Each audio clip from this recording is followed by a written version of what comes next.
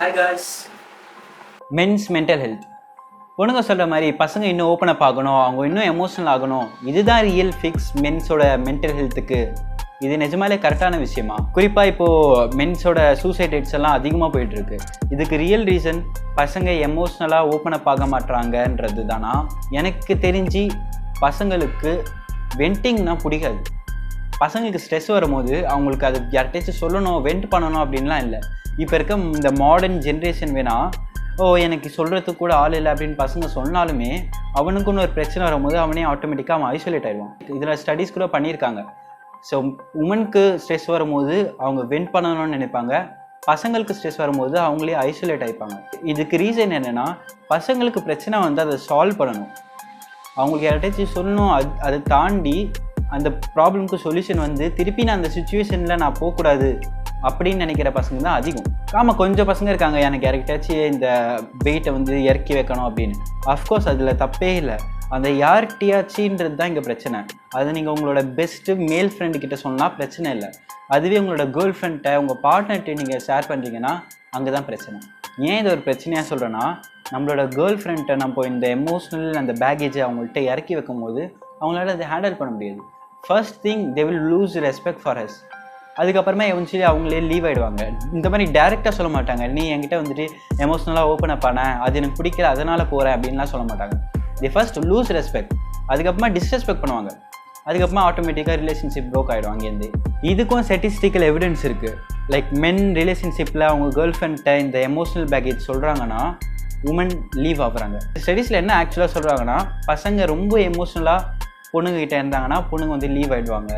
So நீங்கள் என்ன பண்ணுங்கள், பசங்க எல்லாருமே கொஞ்சம் கொஞ்சமாக உங்களோட எமோஷன் காட்டுங்க. கொஞ்சம் உங்களோட மொத்த எமோஷனையும் இறக்காமல் கொஞ்சமாக உங்கள் எமோஷனை இறக்குங்க அப்படின்னு சொல்கிறாங்க. இதில் பிரச்சனைனா, நம்மளோட கேர்ள் ஃப்ரெண்டுக்கு எமோஷனல் டாலரன்ஸ் எவ்வளோ இருக்குன்னு நமக்கு தெரியாது. எமோஷனல் டாலரன்ஸ்னால் அவங்களால எவ்வளோ எமோஷன்ஸை ஹேண்டில் பண்ண முடியுன்றது. ஸோ நம்ம கூட இருக்கிற கேர்ள் ஃப்ரெண்டுக்கு எவ்வளோ நம்மளோட எமோஷனை ஹேண்டில் பண்ணுவாங்க நமக்கு தெரியாது. அது தெரியாமல் நம்மளோட எமோஷனை அவங்கள்ட்ட ஷேர் பண்ணும்போது அவங்க லீவ் ஆகிறதுக்கு அதிக சான்சஸ் இருக்குது. Statistical fact, right? ஸோ எதுக்கு நம்ம ரிஸ்க் எடுத்து அவகிட்ட நம்ம எமோஷனை ஷேர் பண்ணணும்? இப்போ ஷேர் பண்ணால் மேபி அவள் லீவ் ஆகலாம். லீவ் ஆனால் நம்ம சுச்சுவேஷன் இன்னும் தான் வேர்ஸ்ட் ஆகும். இதோட சொல்யூஷன் ஃபீமேல் கிட்ட ஓப்பன் அப் ஆகிறது கிடையாது, உங்களோட பெஸ்ட்டு மேல் ஃப்ரெண்ட் கிட்ட ஓப்பன் அப் ஆகுங்க, ஷூரா. பட் இதுலேயும் பிரச்சனை என்னென்னா, எல்லா பசங்களுக்குமே அந்த மாதிரி ஒரு பெஸ்ட்டு ஃப்ரெண்ட் இருக்கிறது கிடையாது. ஸோ இதுக்கு ஒன்லி வே எமோஷன்ஸை சப்ரெஸ் பண்ணுறது. இந்த மாடர்ன் ஏஜில் சொல்லுவாங்க எமோஷன் சப்ரெஸ் பண்ணுறது ரொம்பவுமே ஒரு பேடான விஷயம். அப்படிலாம் கிடையாது. Through out the history man எங்கேயுமே ஸ்ட்ரெஸ் இல்லாமலாம் வாழ்ந்தது கிடையாது. தே டிடன்ட் கேர் அபவுட் ஹாப்பினஸ். அவங்க ஹாப்பினஸ் பற்றி கேர் பண்ணதே கிடையாது. அந்த ஸ்ட்ரெஸ் தான் உங்களை மேனாகவே மாற்றும். இது கிளீச்சேவாக சவுண்ட் ஆகலாம், இந்த ஜெண்டர் ரோல் மாதிரி ஃபீல் ஆகலாம். பசங்கன்னா வாய் மூடிட்டு இருக்கணும், எமோஷனை வந்துட்டு அடுக்கி வைக்கணும்னு. அதுதான் நான் சொல்கிறேன். ஆக்சுவலி ஜெண்டர் ரோல் பசங்களுக்கு இந்த ஜென்ரேஷனில் கண்டிப்பாக இம்பார்ட்டன்ட். என்னை பொறுத்த வரைக்கும் அவங்க ஜெண்டர் ரோலை பிரேக் பண்ணதால தான் மென்டல் ஹெல்த் க்ரைசிஸே ஸ்டார்ட் ஆச்சு. மென்னை லீடராக இருக்க அவசியம் இல்லைன்னு சொல்லிட்டாங்க, நீங்கள் ரொம்ப எமோஷ்னலாக இருக்கணும்னு சொல்லிட்டாங்க, எங்களுக்கு மென்னு தேவையில்லைன்னு சொல்லிட்டாங்க.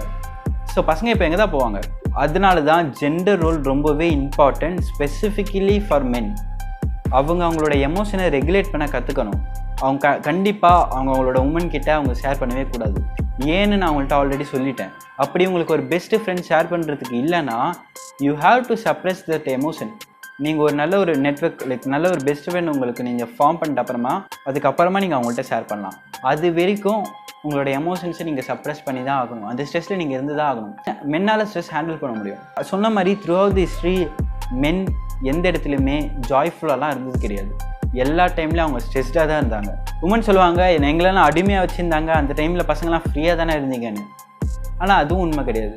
மென் தான் இந்த ஸ்லேவரி செயினையை பிரேக் பண்ணி ஒரு ஃப்ரீ கண்ட்ரியை க்ரியேட் பண்ணாங்க.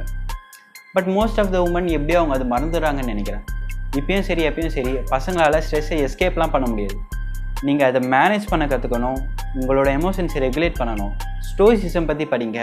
ஸ்டோயிசிசம் தான் மென்டல் ஹெல்த் க்ரைசிஸை சேவ் பண்ணும்.